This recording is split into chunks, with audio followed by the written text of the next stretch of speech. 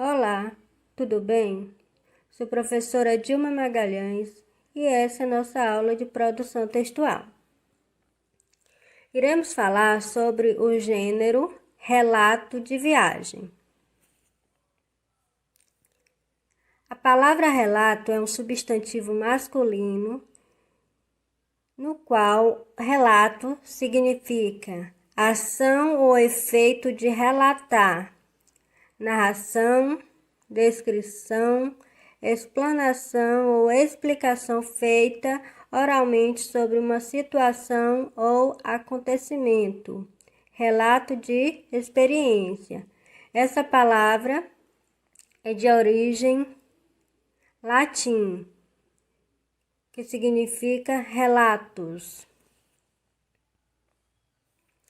Gênero textual relato. Então, um relato é uma narração de experiências vividas. Logo, o assunto é abordado sob o ponto de vista de quem o relata, que no caso é o narrador. Então, o relato de viagem, o relato em si, é muito importante para a história, pois ele serve como fonte histórica. Características do gênero relato. Relato de viagem. Então, uma das características do relato é: a história é contada por uma pessoa real, assim como são reais os fatos relatados. Conta-se um ou mais episódios significativos, ou seja, conta-se um ou mais fatos, no qual aconteceu na sua vida, no qual você vivenciou. Descrevem-se os lugares e as situações vividas. Então, uma das características também que precisa conter no relato é a descrição dos lugares. Onde aconteceu? Foi em uma cidade? Foi em um campo? Foi em uma festa? E as situações vividas. Qual foi as situações que você vivenciou naquele lugar?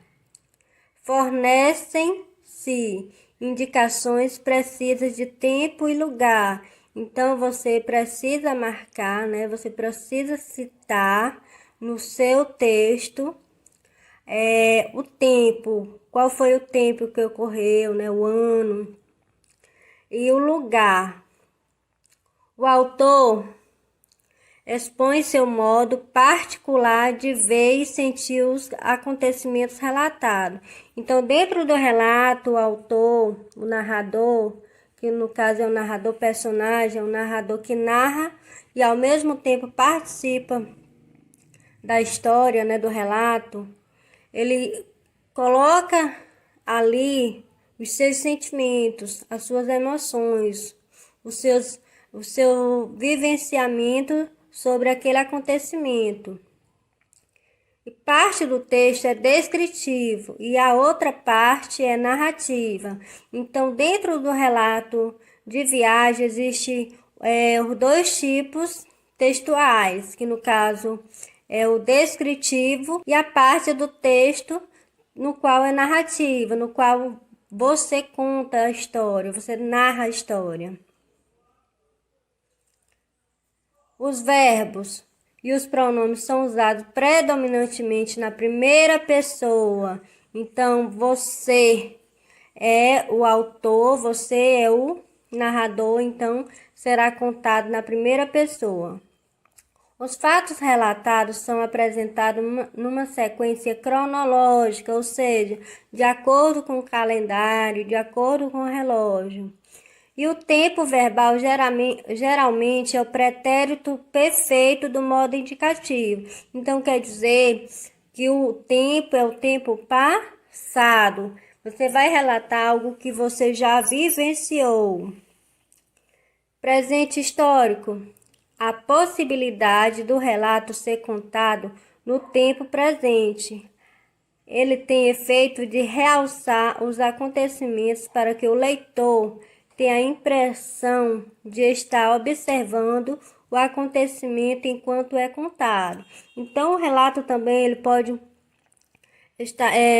ser contado no tempo presente, no caso, presente histórico, porque enquanto o leitor está lendo ali aquele texto como se ele estivesse no presente, é como se ele estivesse vendo o que é que está acontecendo naquele exato momento. Por isso que chama presente histórico, está presenciando aquela história. Uso excessivo de adjetivos para registrar suas impressões sobre locais, situações, pessoas, etc. Então, no relato de viagem é usado muitos adjetivos, dá mais detalhe, né?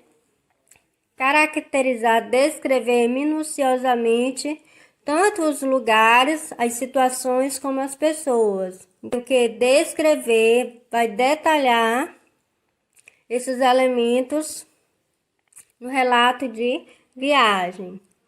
E a linguagem pode variar entre formal e informal, dependendo do grau de intimidade entre quem relata e o interlocutor ou leitor.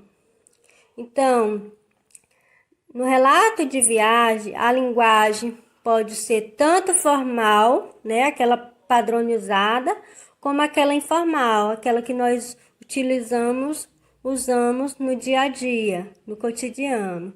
Então, isso vai depender de para quem você está fazendo o texto. Se você está fazendo um texto para uma autoridade, é claro que você vai utilizar a linguagem o quê? Formal. Se você está escrevendo texto, né, produzindo aquele relato de viagem para uma pessoa no qual você tem intimidade, então você poderá estar utilizando a linguagem informal, a linguagem coloquial, denotativo e conotativo. Nem sempre uma palavra é usada com seu sentido básico denotativo. Então, você poderá utilizar tanto o sentido denotativo, que no caso é o sentido literal da palavra, como você poderá usar o sentido conotativo, que é aquela linguagem, né? Sentido figurado. E prevalece a subjetividade, isto é, predominam as impressões e sensações do autor sobre aquela determinada viagem, aquele determinado passeio, aquele determinado acontecimento, aquele determinado acontecimento no qual você vivenciou, no qual você teve experiência. Então, a subjetividade é você expor os seus sentimentos, as suas emoções sobre aquele determinado acontecimento. Literatura de informação. Há relatos de viagens que não são só estudados pela literatura, como também tem valor de documento, porque narram a realidade factual. Então, como eu já havia falado anteriormente, né, o relato de viagem é tido como um documento muito importante para a história. Temos aqui um pequeno trecho da carta de Pero Vaz de Caminha como um exemplo de relato de viagem. Esta terra, Senhor, parece-me que, da ponta que mais contra o sul vimos, até a outra ponta que contra o norte vem, haverá nela bem 20 ou 25 léguas de costa. Traz ao longo do mar, em algumas partes, grandes barreiras, umas vermelhas e outras brancas. E a terra de cima toda chã e muito cheia de grandes arvoredos. De ponta a ponta é toda praia, muito chã e muito formosa. Pelo sertão nos pareceu vista do mar muito grande. Então, podemos ver que ele utilizou uma linguagem formal, devido ele estar escrevendo esta carta para a realeza de Portugal. E ele utilizou as tipologias textuais, a descritiva e a narrativa, no qual ele descreveu com detalhes o que ele estava vendo, a paisagem, as montanhas, as praias, e ele usou o que? A narrativa. Ele narrou o que ele estava vendo. Estrutura composicional. Enredo. A ação do relato é composta por uma sequência de fatos vivenciados em um determinado tempo e espaço. Fazem parte do enredo a situação inicial, que podemos denominar como introdução. Temos também o desenvolvimento, o clímax e o desfecho, que no caso o clímax e o desfecho podemos definir como conclusão. Espaço é o ambiente em que as personagens circulam e onde se desenvolve o relato.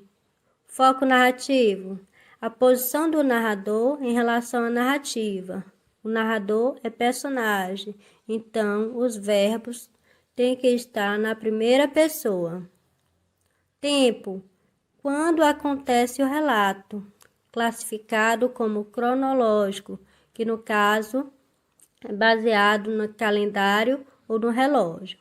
Personagens são os seres que participam da história narrada. Pode ser protagonista, antagonistas e secundários. Situação inicial. Composição do cenário da narrativa e da apresentação de seus personagens, marcada pelo uso de texto descritivo e adjetivos. O desenvolvimento, o que precisa conter no desenvolvimento? Focados na ação narrativa e marcados pelo pretérito perfeito do verbo. O clímax é o ponto alto da história. Uso de verbos de ação, discurso direto e indireto. O desfecho, final da viagem, encerramento do relato. Recursos da linguagem. Figuras de linguagem. Então, dentro do relato de viagem, podemos utilizar algumas das figuras de linguagem. As figuras de linguagem são formas de expressão utilizadas com sentido figurado, ou seja, em contextos que geram um sentido diferente daquele que convencionalmente são empregadas. Elas valorizam o texto, contribuindo para que ele fique mais expressivo, original ou para que consiga transmitir, por meio das palavras, uma emoção ou sentimento. Então, podemos utilizar tanto a linguagem no sentido denotativo, que é no sentido real, sentido literal da palavra, como podemos utilizar o sentido conotativo, que é o sentido figurado. Podemos utilizar a metáfora, que é uma comparação implícita, ou seja, não possui o termo comparativo. Então, baseia-se numa associação de ideias subjetivas. Uma palavra deixa o seu contexto normal para fazer parte de outro contexto. É comum o uso do verbo ser na metáfora. Então, ele citou aqui um exemplo de metáfora, no qual, como é que podemos utilizar a metáfora? Como é que é essa metáfora? A metáfora é uma espécie de comparação, porém, você não utiliza conectivo como. Faz uma comparação de forma implícita. Personificação ou prosopopeia. Significa atribuir a seres inanimados, sem vida, características de seres animados ou atribuir características humanas a seres irracionais. É uma figura de linguagem usada para tornar mais dramática e impactante a comunicação. Trago essa frase de reflexão. Seu futuro só depende do que você faz hoje. Autora Dilma Magalhães.